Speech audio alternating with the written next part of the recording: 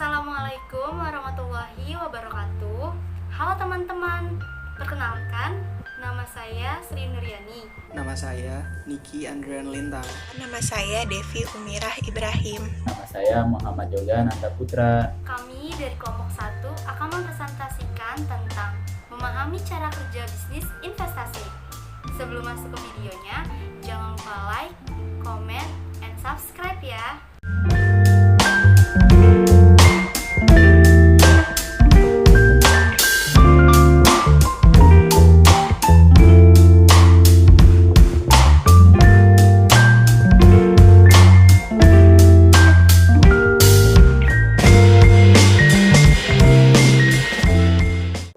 Yang pertama ada pengertian investasi.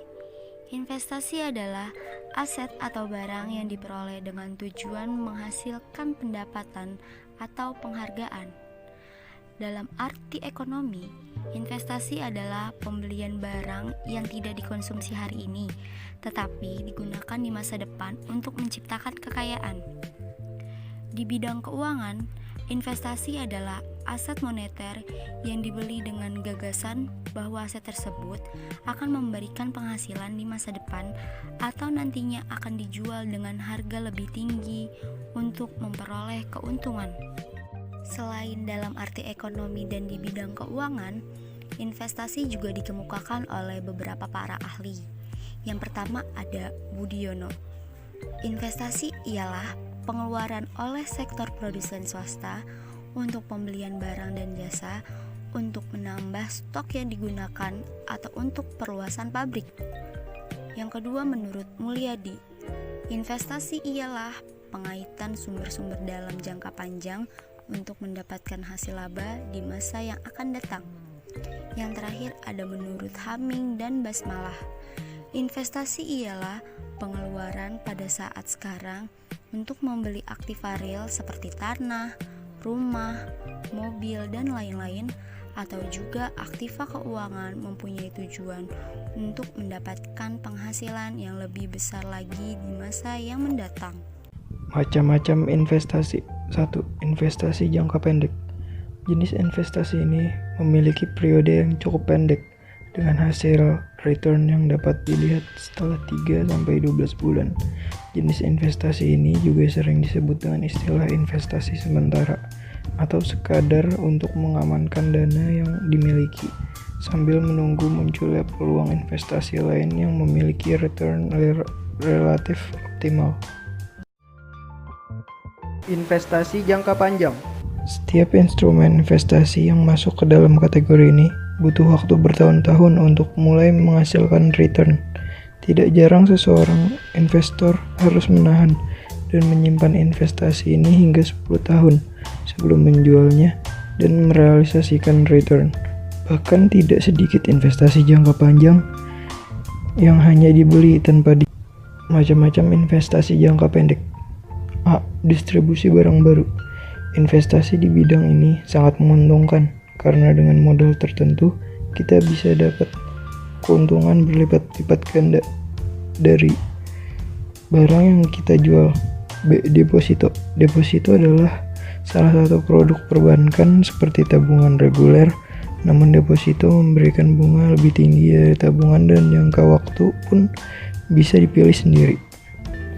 C. Obligasi. Obligasi adalah salah satu instrumen investasi yang berupa suatu surat pernyataan utang yang diterbitkan oleh suatu penerbit, kemudian dijanjikan untuk dilakukan pembayaran pokok utangnya. Berikut bunga pada hari atau tanggal jatuh temponya, sesuai dengan yang sudah disepakati. Macam-macam investasi jangka panjang.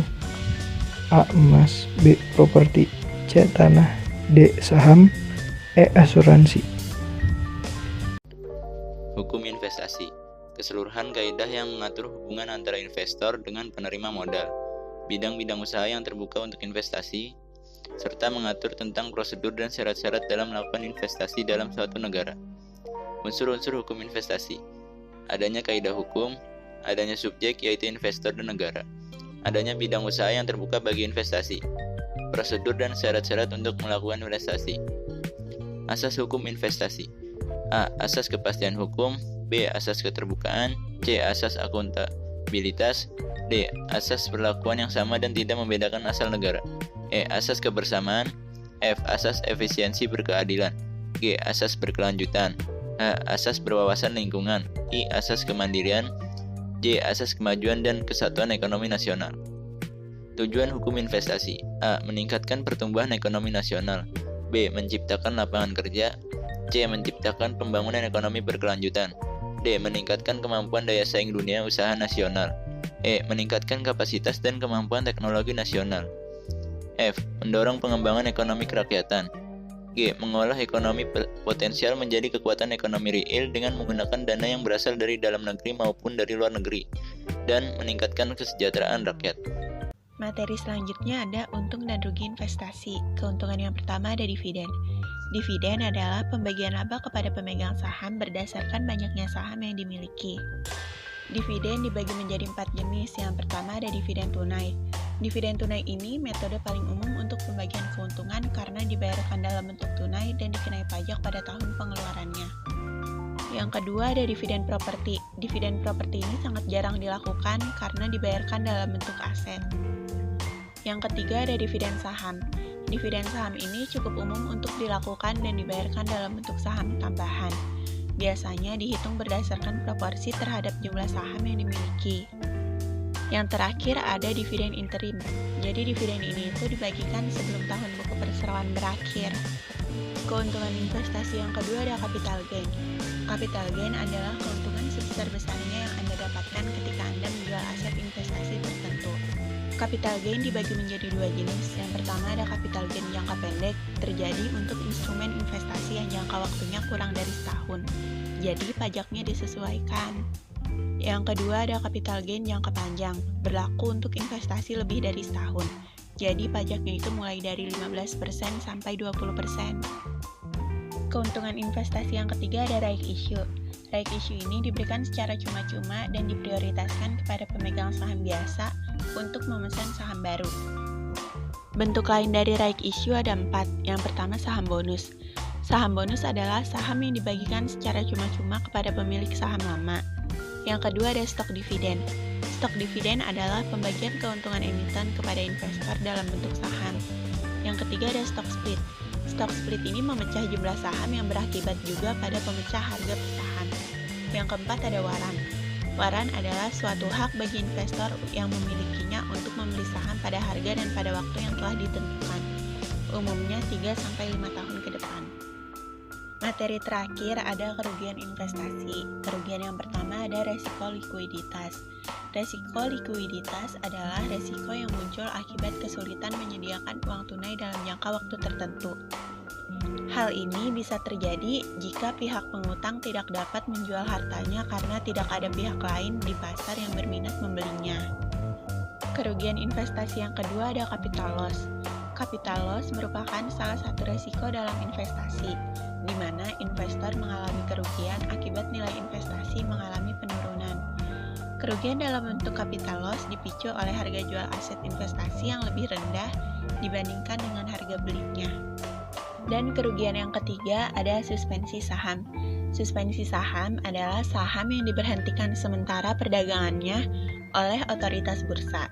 Dalam hal ini, BEI pada kurun waktu tertentu, sehingga investor tidak bisa membeli maupun menjual saham sampai ada pemberitahuan pencabutan suspensi. Suspensi adalah bentuk sanksi BEI kepada emiten. Jadi, suspensi saham ini dapat terjadi ketika perusahaan mengalami masalah, entah dalam hal keuangan atau mungkin hukum. Keadaan ini membuat pemegang saham tidak bisa menjual saham mereka kecuali jika suspensi telah dicabut.